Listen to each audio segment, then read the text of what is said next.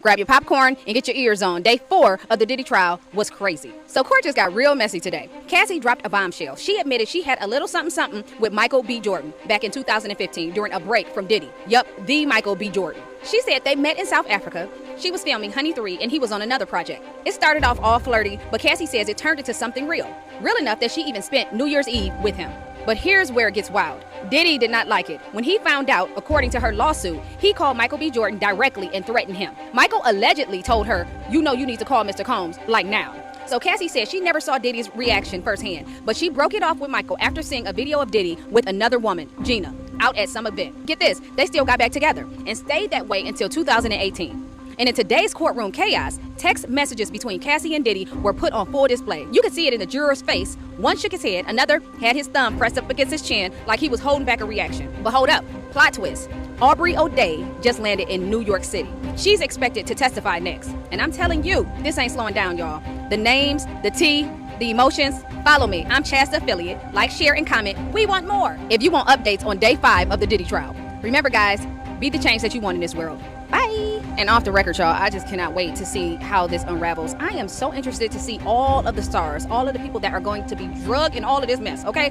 I can't wait. We're now into day 4 of Diddy's trial, right? And Diddy has been being destroyed through the media. They've been using every tool and thing that they can use to try to bring Diddy down or get something on Diddy, right? You know, we all saw the 1,000 or the 700 bottles of oil. They talked about how they like the bodies being oiled.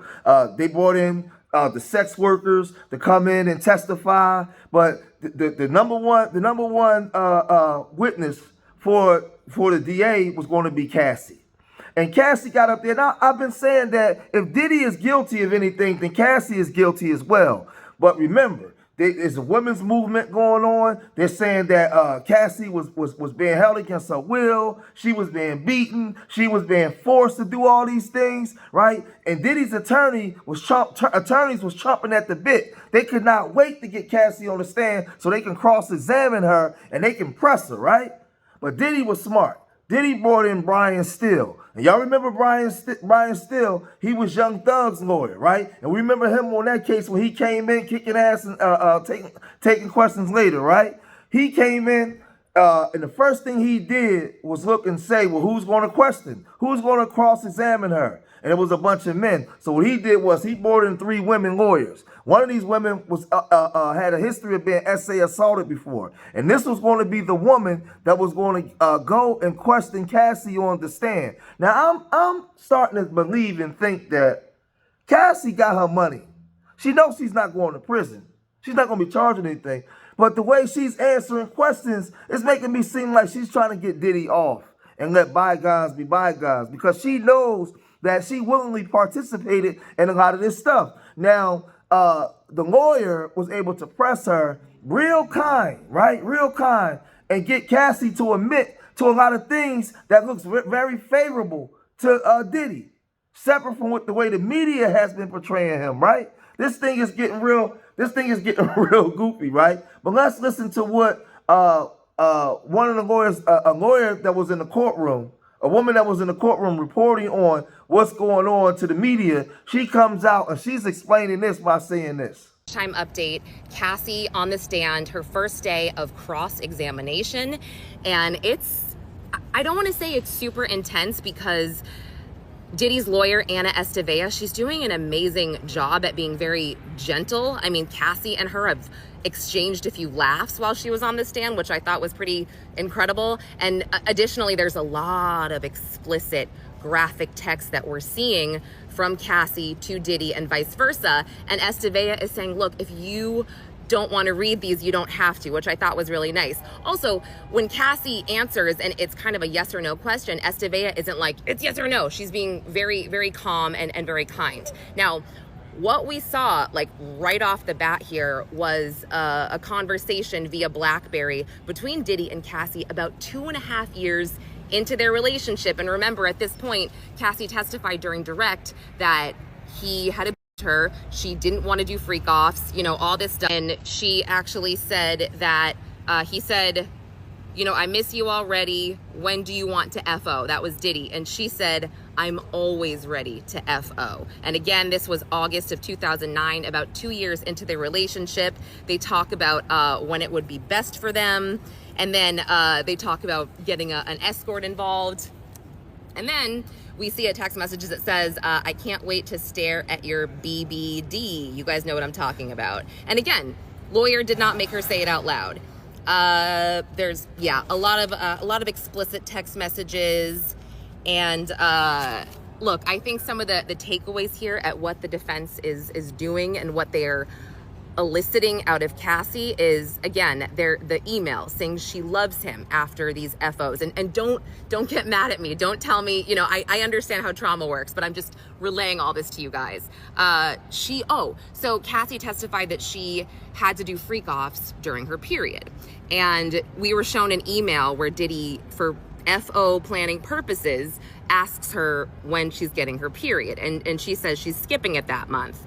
Additionally, she testified that she didn't want to be a swinger because she didn't want to see him with another woman. Well, we see an exchange where she says she has a fantasy about seeing him with another woman. So Brian still did an excellent job with the one witness guy, discrediting him all the way to the core. He was a waste of time. He was caught in so many lies. He talked about how he filmed the stuff, took it home and showed his woman, all kinds of things, right? But the main attraction, the main witness, the main star is Cassie. And Cassie, she testified and talked about how he made her do things when her menstrual was on. But then we seen an email where Diddy was asking her about doing the FOs and making sure that her menstrual wasn't on, right? Then she was saying that she was forced to do them. But then we seen things where she would say, I'm always ready, daddy. Now, one thing I don't like is the woman reporter, she's reporting this. She's placating and catering to the woman audience, saying, don't hurt the messenger. I'm just reporting it. No, you are a reporter. You're supposed to stay objective. It don't matter what these people think. This is why you have a trial, right? Nobody's guilty until everybody's innocent until proven guilty, right? So you are reporting. You keep your whatever you got, however you feel, you keep that to yourself. But you're catering to a woman audience talking about she know how trauma is. Well, based off of what the emails are saying in the exchange, Cassie wasn't dealing with no trauma. Cassie was saying she couldn't wait to see that BBD. Her husband's in the courtroom. He's hearing all of this, right? She couldn't wait to get some of that BBD. She couldn't wait to do the freak offs. She enjoyed herself, right? And it gets even more intense. Check this out. I'm paraphrasing here. She also says at one point that, quote, she'd travel anywhere to be with him. And this is while they are discussing an FO in this one message, this BlackBerry message.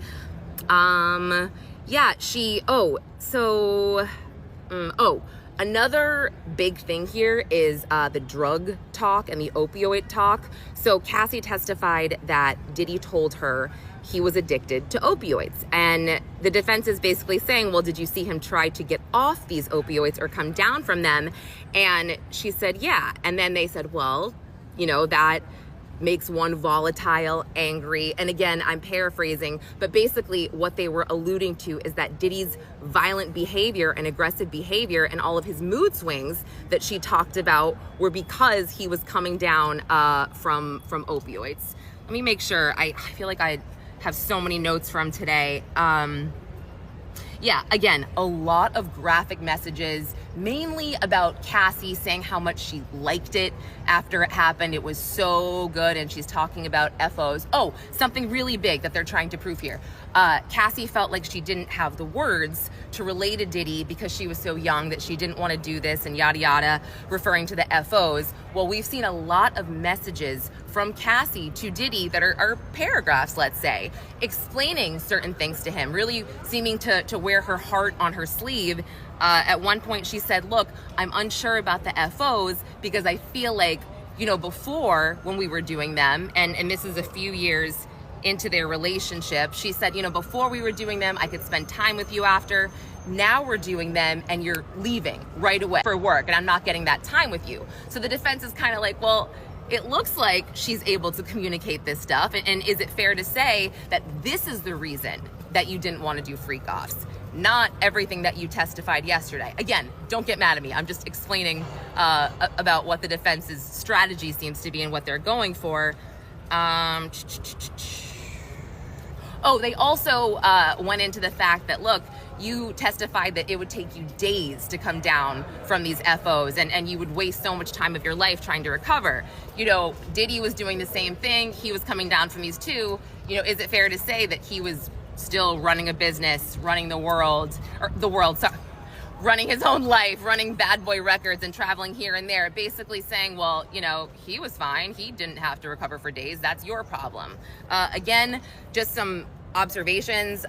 Cassie doing a great job holding it together, so calm, so poised. And Anna Estevea, really great. I mean, a lot of defense attorneys can badger these witnesses and really come across unlikable to the jury. But like I said, they're sharing laughs. They, you know, she's not too aggressive. She's getting her point across without being a jerk. So I will give you guys more later. As of right now, all the things that's been said in court, it's going to be very difficult to get Diddy on trafficking. It's, I mean, almost impossible based off the information that we got now. Now, we've seen a video of him assaulting her, but he was never charged with that. And he paid her a large lump sum. But as far as trafficking, no. How are you going to get trafficking when you have her, right, saying that she enjoyed it? Next time, could they be a little hard? Could they do it a little harder? She really enjoyed this, Daddy. I was waiting to see the BBD. Like, she's saying all these things, right? Also, you know, this thing gets real crazy, right? Because she's admitting, she said one thing, but now when she's being cross-examined by this female lawyer, she's admitting all of this stuff, right? She's saying that I like the free calls, but now I don't like them as much only because I don't get to see you as much when it's over. She don't get to see him, right? So, but she's saying that she liked them. Right now, the SEX workers, they also testified to saying that seemed like she enjoyed herself to us. She was, you know, she wasn't fighting, she wasn't crying, she wasn't doing none of these things. Now, some would say, well, she was traumatized and she was doing this to impress Diddy. Well, then my question would ask, if Diddy didn't have all this money and wasn't who he was, would she do this to impress Diddy?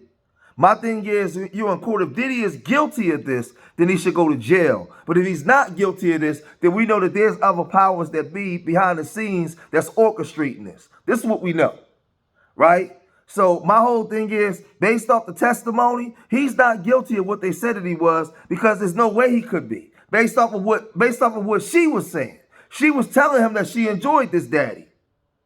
So I don't know, man. We got to see more of this play out in court. Right now, Diddy may be guilty of certain things, but I think the things that they're alluding to with Cassie, no. Because Cassie said that she enjoyed it and she couldn't wait. And she couldn't wait to do them again. So leave your comments in the comment section. Let me know what you guys think, man. Subscribe to Street Media TV. Hit that like button. And remember, I love y'all. Till the next time. Peace.